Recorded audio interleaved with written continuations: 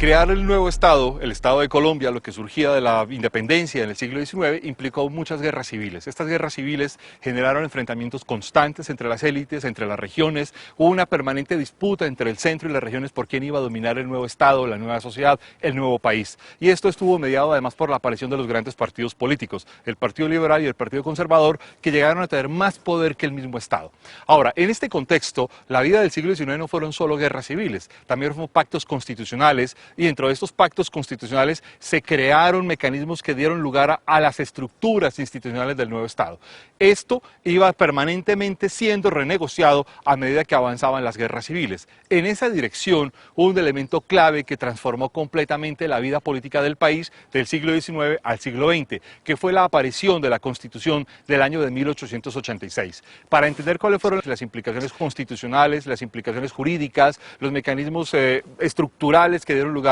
a la conformación de las instituciones del país que dio lugar al siglo XX, conversaremos hoy con el historiador Víctor Manuel Uribe. Víctor Manuel Uribe es profesor asociado de la Universidad Internacional de la Florida. Allí ha enseñado historia latinoamericana y en la actualidad está vinculado a la Escuela de Derecho de dicha institución. De su trabajo académico, se puede destacar que es coautor de la colección de ensayos Naciones, Gentes y Territorios, ensayos de historia e historiografía comparativa de América Latina y el Caribe, y es autor del libro Vidas Honorables, Abogados, Familias y Política en Colombia, 1780-1850. Por su trabajo académico ha recibido importantes premios como The Mellon Foundation del programa Fulbright y el Tyvesher Prize de la Conferencia sobre Historia de América Latina de la Asociación Histórica Americana.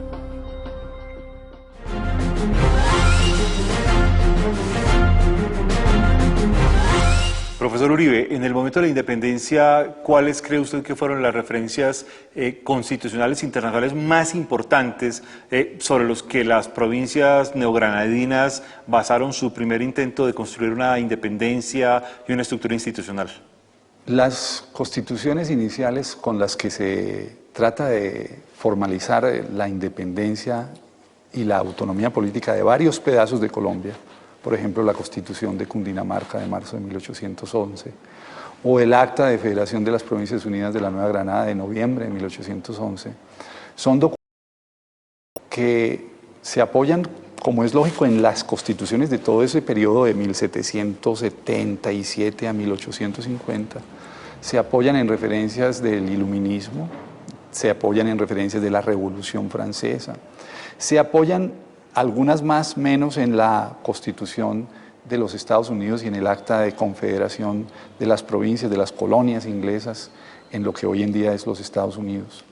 Todos esos son referentes que hablan de cosas que se van volviendo centrales en los discursos sobre cómo se organizan los estados. Lo que pasa es que hay anomalías que son muy propias de idiosincrasias locales. Por ejemplo, la Constitución de 1812 en Cundinamarca es una constitución no republicana, no democrática, sino monárquica. Eso no es parecido a nada que hayan hecho en Francia, ni es parecido a nada que hayan hecho en Estados Unidos. Se parece más a lo que haría la Constitución de Cádiz, pero la Constitución de Cádiz es más o menos de la misma época, o sea que uno no podría decir tampoco que han copiado la Constitución de Cádiz. El discurso constitucional entonces tiene cuestiones que de alguna manera son autónomas. En esa perspectiva, digamos, si es paralelo a la Constitución de Cádiz, la Constitución de los Estados Unidos, ¿qué tanto influye en este proceso? La Constitución de los Estados Unidos aparece y es discutida por primera vez en Nueva Granada hacia 1811 en una traducción que hace Miguel Pombo, que es uno de varios sectores que están en ese momento ya empezando a pelear por dos temas que se van a volver centrales a la historia del constitucionalismo y de la política colombiana del siglo XIX, que son el centralismo y el federalismo. Pombo es en ese momento un adalid de algunas de las ideas federalistas, como lo es, por ejemplo, Camilo Torres también, quienes quieren la organización de un Estado donde las provincias tengan autonomías, tengan capacidad de controlar cosas, en tanto que hay gente como Antonio Nariño, que son los líderes de lo que serían ideas centralistas. Las constituciones, de nuevo, de Europa, por ejemplo, en ese momento la Constitución francesa, la Constitución de Cádiz más adelante, la Constitución de Cundinamarca es de marzo de 1811, la Constitución de Cádiz es de marzo de 1812, es posterior a la Constitución de Cundinamarca, es también posterior a la Constitución de Tunja, es decir, hay cosas, hay rasgos del constitucionalismo colombiano que son muy originales. Usted mencionaba hace un momento que hay algunos elementos originales constitucionales en la tradición colombiana. ¿Cuáles son esos elementos de manera un poco más específica? Yo diría que una cosa que hace que Colombia se vuelva un país electorero desde muy temprano es que las constituciones nuestras organizan unos sistemas electorales muy activos, muy complejos, con muchas capas, ¿no? Hay juntas locales, hay consejos electorales, hay elecciones indirectas, porque todos los gobernantes eligen indirectamente los que participan en ciertas modalidades del poder, hay elecciones cuando llega a haber ya constituciones republicanas para presidente, hay elecciones directas. Entonces, los sistemas electorales son unos sistemas que yo creo que son mucho de raigambre local. El tema del constitucionalismo monarquista de alguna manera es original entre nosotros, no obstante que ya te digo se va a repetir en la Constitución de Cádiz un poquito más adelante y va a desaparecer del constitucionalismo colombiano. Entonces, otro rasgo muy original, diría yo, del constitucionalismo colombiano es que se vuelve un constitucionalismo republicano desde muy tempranamente, es decir, desde la Constitución, desde la Constitución de Tunja, de noviembre del 11, pasando por la nueva Constitución de Cundinamarca, un año después de la monarquista, ya es republicana. De ahí para adelante, prácticamente todas las constituciones, sin excepción alguna, van a ser constituciones republicanas. Eso es otro rasgo importante. Un rasgo que de alguna manera, más que local, es hispanoamericano, incluyendo a España dentro de esto, es todo el tema del reconocimiento de la Iglesia Católica y de la religión católica como la religión del Estado. Llega a haber constituciones que abogan porque ese sea el único credo reconocido, y esto se prolonga por mucho tiempo hasta prácticamente la Constitución del 63. Entonces creo que hay rasgos, el electoralismo, los temas de las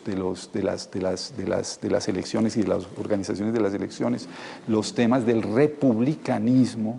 y los temas de la Iglesia y la regulación de la Iglesia se vuelven temas muy centrales a todo el discurso constitucional neogranadino. Pero, profesor Uribe, ¿hay una diferencia de esta tradición y esta marca republicana e incluso de esta práctica electoral, como usted lo denomina, con la Constitución de Bolivia redactada por Bolívar? Es que ya ahí empieza a ondularse el péndulo en una dirección más cesarista, no monárquica, pero cesarista. La Constitución de Bolívar, o sea, si uno sigue la secuencia, lo que hay es primero un grupo grande de constituciones provinciales durante el 11, durante el 12 y hasta el año 15 llega a haber constituciones provinciales. Eso viene a ser casi una docena de constituciones provinciales. Ya luego viene a haber lo que sería la Constitución de Cúcuta, precedida de la acta de Angostura, de un acta de unidad que se hace antes de Cúcuta. Todo eso va a dar origen a la Gran Colombia. Esas son constituciones donde hay presidencia, pero hay presidencia electiva, no vitalicia, en donde hay rotación de la presidencia, son presidencias de 4 años, en donde hay un control del presidente sobre las cámaras o los consejos que hay a nivel local. Eso no es elegido, sino que es muy de control presidencialista.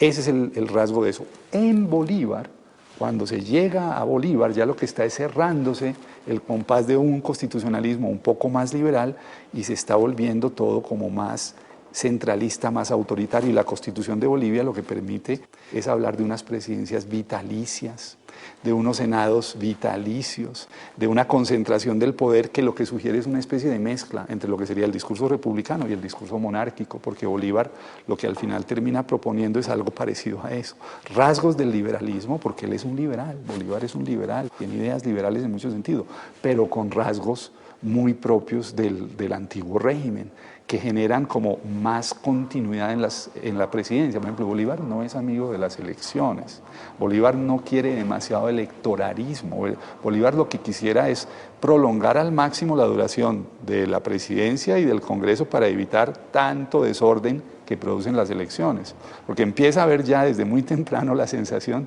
de que las elecciones generan desorden, de que hay mucha gente que sale a la calle, de que hay muchas peleas alrededor de las elecciones.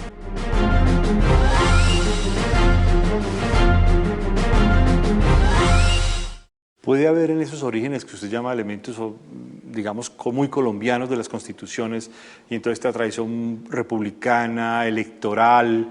además muy juridicista, contraria a estos elementos de los rasgos de la Constitución boliviana, un origen mucho más claro, más institucional, más constitucional de las profundas diferencias entre federalistas y centralistas en el 19?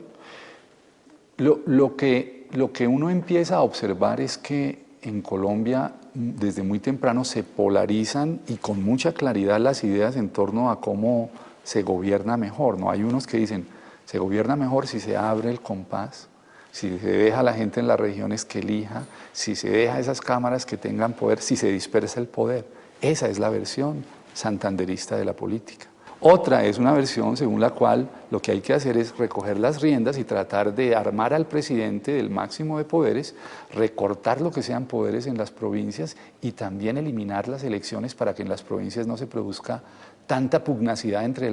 las facciones, que en ese momento no son partidos, pero que ya se están perfilando como grupos con unos intereses ideológicos, incluso más que materiales, muy diferentes. Y digo ideológicos porque en realidad muchas de estas disputas son a veces disputas entre grupos económicamente muy similares, hay comerciantes en los dos lados, hay mineros en los dos lados, hay abogados en los dos lados, y lo que está disputándose es como una visión del Estado y de cómo se construye un Estado con más orden, mucha preocupación por el orden, la independencia ha generado mucho desorden, hay quienes dicen para lograr el orden tenemos que agarrar las riendas, y hay otros que dicen no, es que más que el orden lo prioritario es liberalizar la sociedad. Entonces no sé si eso responde a tu pregunta, pero creo que eso es lo que va pasando con el constitucionalismo ya de Bolívar, donde trata de recogerlo y al no poder hacerlo, recoger las riendas, centralizar el poder, nuevamente viene a haber una fase de dispersión que va a ser a partir de la Constitución del 32. Démosle la vuelta. Hay una vieja expresión de uno de los profesores mayores de Colombia que planteó este asunto como cartas de batalla, las constituciones como elementos de cartas de batalla, que será quizás la abundancia de constituciones, la abundancia de borradores constitucionales del siglo XIX, está asociado a este asunto de que las constituciones son cartas de finalización o incluso motivos de inicio de las grandes guerras civiles regionales o nacionales del XIX. El profesor Hernando Valencia Villa construyó una interpretación del constitucionalismo colombiano sobre la idea de que efectivamente lo que uno puede ver es que las constituciones son, si se quiere, el momento en que se sellan unos acuerdos básicos entre grupos que han estado o en guerra, y las constituciones entonces terminan la guerra, o se sellan anticipando una guerra que se va a generar contra ellas. Es decir, las constituciones son cartas de batalla porque o son resultado de la batalla o son el comienzo de una batalla. Y efectivamente cada constitución de alguna manera estuvo precedida de una serie de crisis políticas militares muy fuertes. Cada constitución tiene una especie de guerrita o golpecito o acto de desorden político-militar que la antecede o que la va a seguir. Entonces, sí, yo creo que en Colombia ha habido mucha pugnacidad, mucha guerra civil, y cada guerra civil